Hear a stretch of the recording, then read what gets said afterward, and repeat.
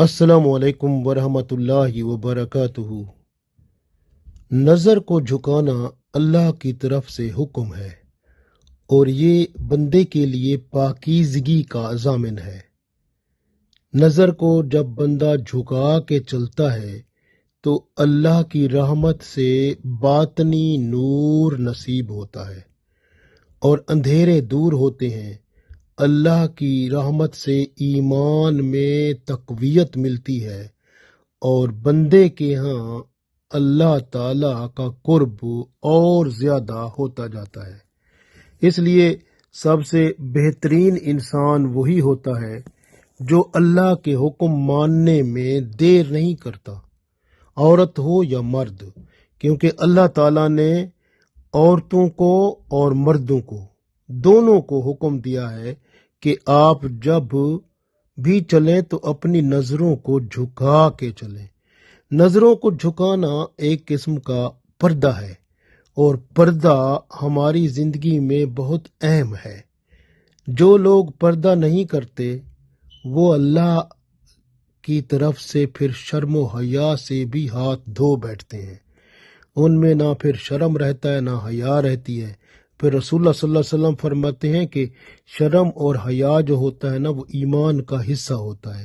جس میں ایمان نہیں، جس میں حیا نہیں ہوتا اس میں پھر ایمان بھی نہیں ہوتا۔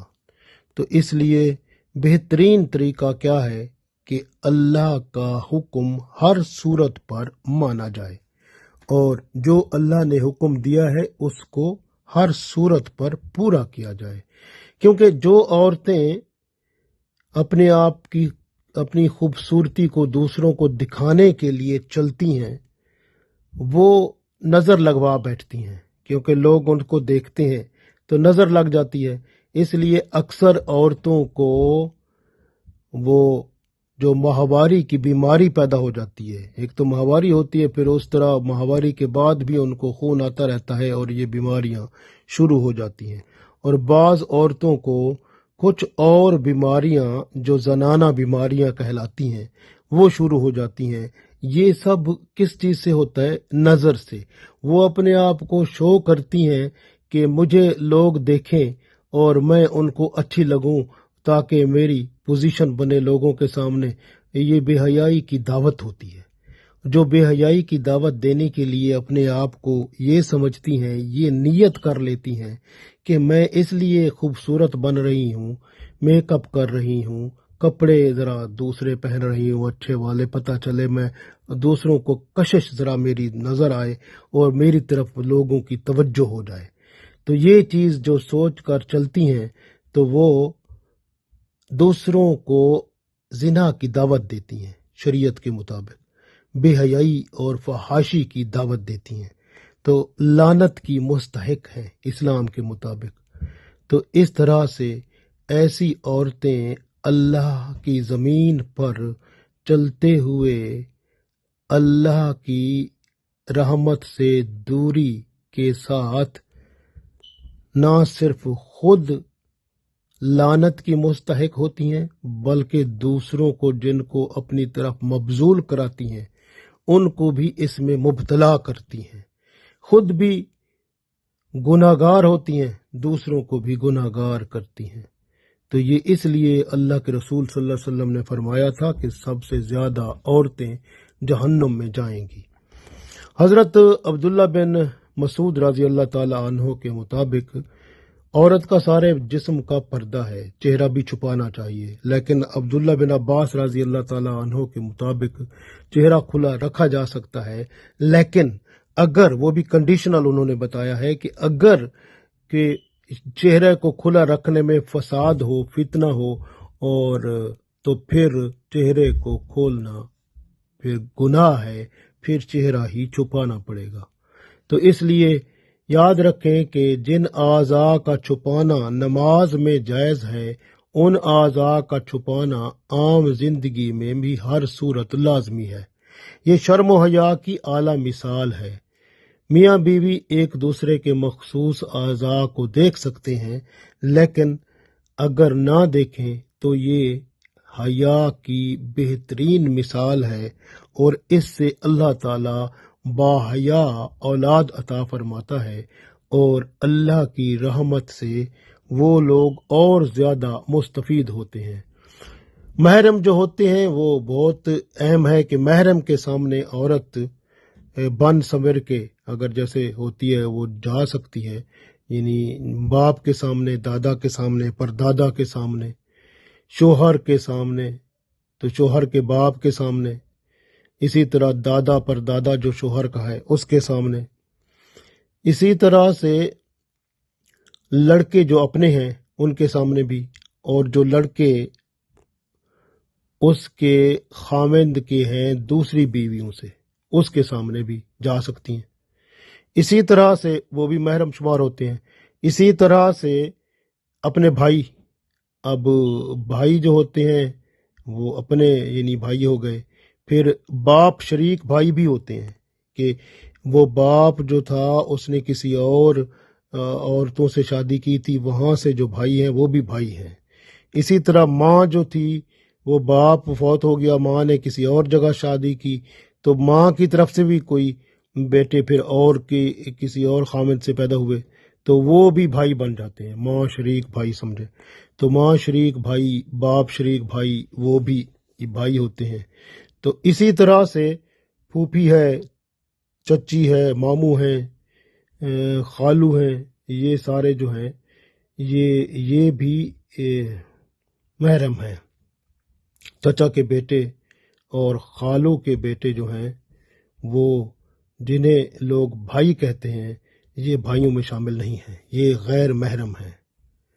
چچا کے بیٹے بھی غیر محرم ہیں اور خالو کے بیٹے بھی غیر محرم ہیں، یا خالہ کے بیٹے بھی۔ تو یہ ذرا ذہن میں رکھنا چاہیے کہ جو غیر محرم ہیں ان کے سامنے زینت کے ساتھ عورت نہیں جا سکتی۔ اور اکثر یہ دیکھا گیا ہے کہ عورتیں جو ہیں جب شادیوں میں جاتی ہیں تو وہاں پر جو ہے وہ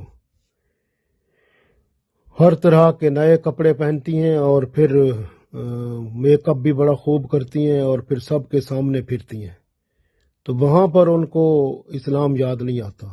تو اس قرآن پاک کی آیت نمبر 31 جو سورہ نور کی ہے، اس کی وہ بھرپور نافرمانی کرتی ہیں اور پھر اللہ کے حضور لعنت کی مستحق ہوتی ہیں۔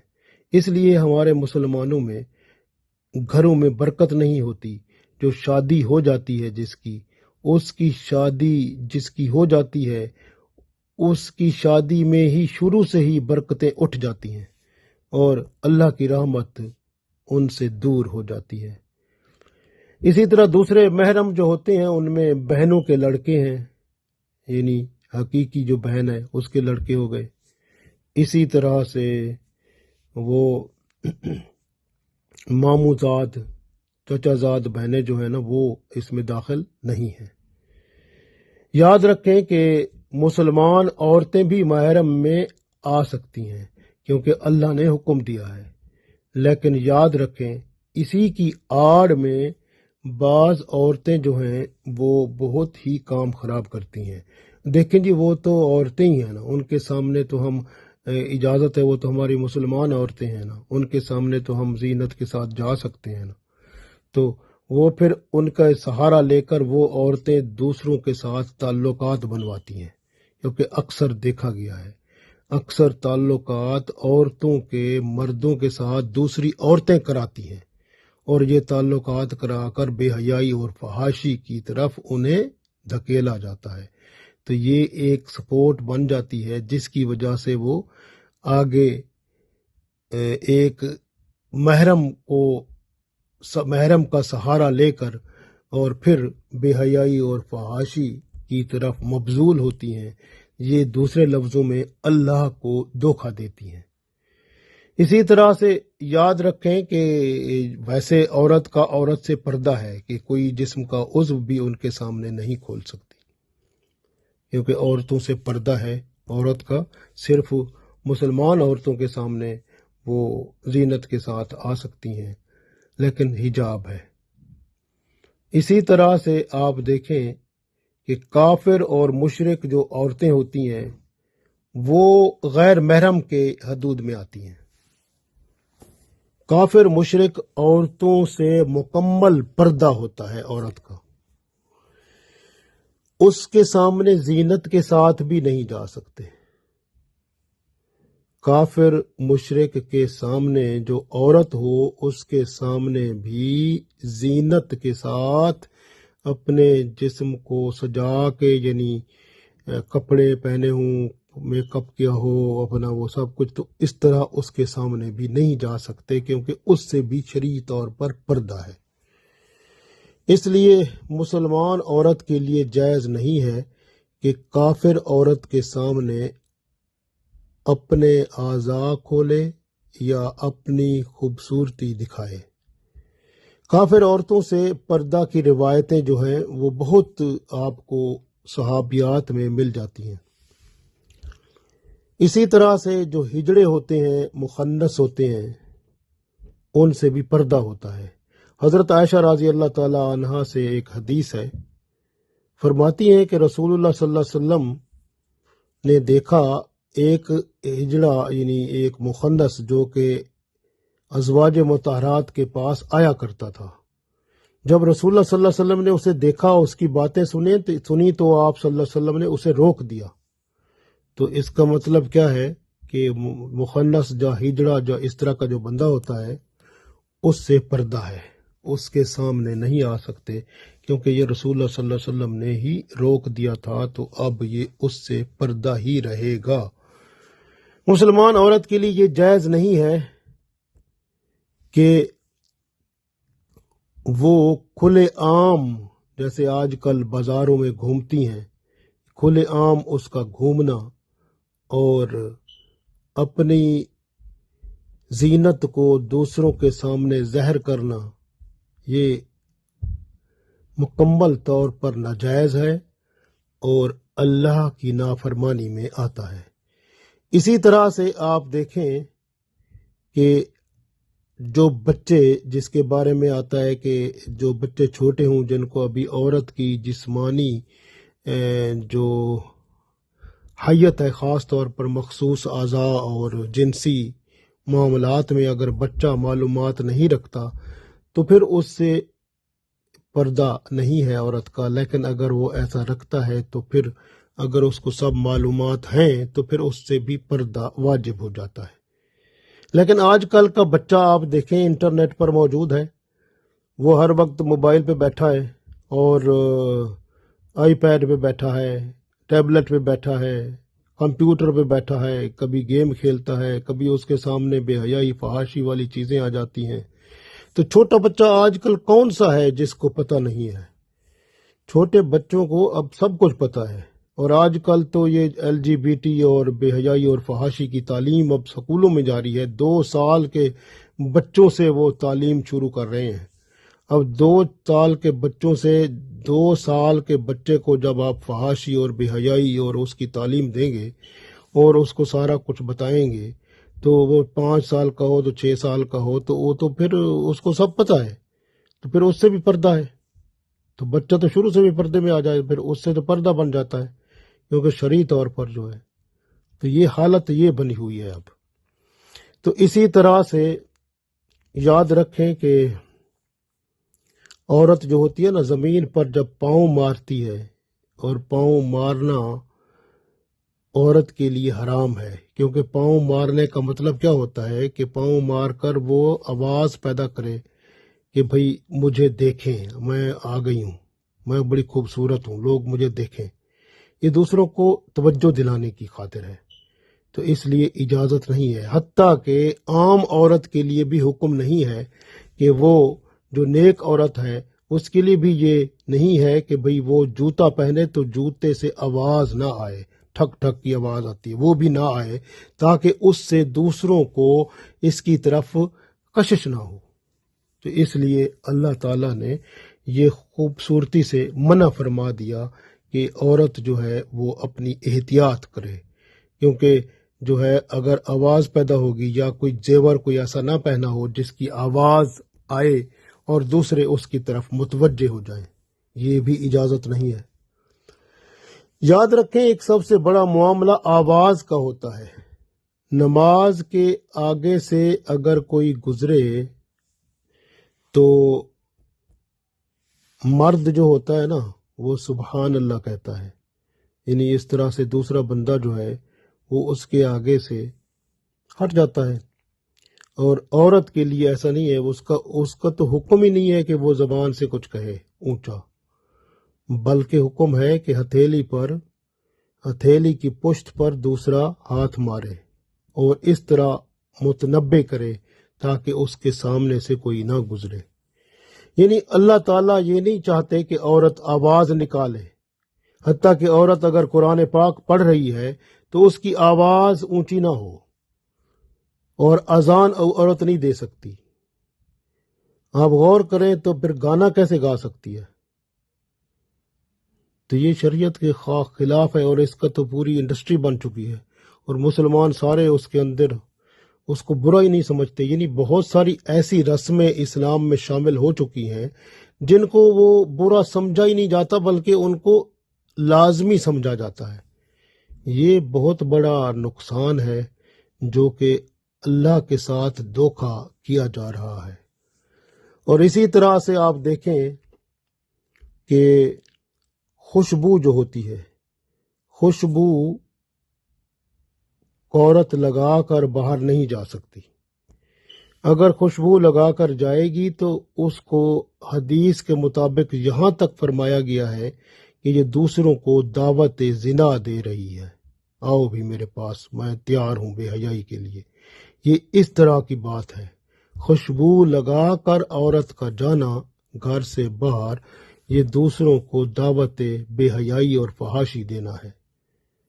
تو اس لیے ذہن میں رکھیں، جو کام اللہ اور اس کے رسول صلی اللہ علیہ وسلم نے فرمایا ہے وہی پورا کرنا ہے. اور آج کل سب سے بڑا ایک نقصان اور بھی ہے کہ جو برقعے پہن کے عورتیں جاتی ہیں، اکثر برقعے وہ ہوتے ہیں جو ذرا ڈیزائن والے ہوتے ہیں اور مزین ہوتے ہیں.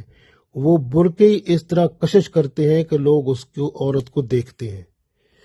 ایسے برقع تو اس کو عورت کو تو سادہ پہننا چاہیے تھا، سادہ پہنے چادر کے ساتھ، جو برقع ایک سمپل سا سادہ سا برقع ہو جس کے اندر سے پتہ نہ چلے، بلکہ اگر جوان عورت ہے تو برقع ایسا ہو کہ اندر پتہ چلے کہ اس کے اندر ہو سکتا ہے کوئی بہت بوڑھی ہو. یعنی اس طرح کا برقع ہو، یعنی برقع تاکہ اس کی جو عمر ہے وہ بھی چھپ جائے، تاکہ اس کی طرف جو ہے لوگوں کی کشش نہ ہو. برقعے کا مقصد ہی، پردے کا مقصد یہی ہوتا ہے کہ بے حیائی اور فحاشی کی طرف شہوت جو پیدا ہوتی ہے اس کو روکا جائے. تو وہ عورت اللہ اس کو بہت اجر دیتا ہے جو عورت سادہ برقع پہن کر اور سادگی سے اور دوسروں کو پتہ بھی نہیں چلتا اور وہ اپنا کام اسلام کے مطابق کرتی جاتی ہے، وہ اللہ کے ہاں مقربین میں شامل ہوتی ہے. اور جو فیشنی برقع پہن کر جس میں جسم بھی نظر آتا ہے، کپڑے برقعے کے ایسے ہوتے ہیں جس کے اندر سے پوری اندر کی جو کپڑے جو پہنے ہیں وہ بھی اس کی پوری صورت نظر آتی ہے، وہ جو ہے اندر سے برقعے کا کپڑا اتنا پتلا ہوتا ہے. تو وہ لوگ جو ہیں پھر اللہ کے ہاں ضرور اس کا یعنی نقصان اور سزا پائیں گے. اس طرح سے یاد رکھیں کہ زیور جو ہے وہ بھی پہن کر باہر جائیں گی، اور اس میں اگر آواز آتی ہے تو وہ بھی نقصان ہے، آواز نہیں آنی چاہیے. اور پردہ جو ہے وہ اس طرح کا ہونا چاہیے کہ عورت کا جسم چھپا ہو تاکہ اس کو کوئی نہ دیکھ سکے، اور وہ میں نے عرض کیا کہ دوسرے بندے کو پتہ چلے کہ پتہ نہیں اس کی عمر کیا ہے، یعنی اتنا، یعنی وہ تاکہ پھر اس کی طرف لوگوں کی کشش نہ ہو، لوگ اس کی طرف رجوع نہ کریں. تو یہ ایک کتنا خوبصورت منظر ہے جو کہ پیدا ہو جاتا ہے. تو اللہ تعالی ہم سب کو توفیق دے کہ ہم اللہ اور اس کے رسول صلی اللہ علیہ وسلم کے حکم کے مطابق زندگی گزاریں، اور جو اللہ تعالیٰ نے حکم دیا ہے اس کے مطابق اگر ہم چلیں تو ہمارے معاشرے میں بے حیائی اور فحاشی پیدا ہو ہی نہیں سکتی. اللہ تعالیٰ ہم سب کو توفیق دے، شرم و حیا عطا فرمائے، اسلام کے حدود اور قیود اور پردے کو سمجھنے کی مکمل توفیق عطا فرما کے پھر اس پر عمل کرنے والا بنائے، تاکہ ہم دنیا اور آخرت میں اللہ کے ہاں اجر عظیم پا کر رسول اللہ صلی اللہ علیہ وسلم کے ساتھ ہی جنت الفردوس میں داخل ہو سکیں۔ اللہ تعالی ہم سب کو توفیق دے، آمین۔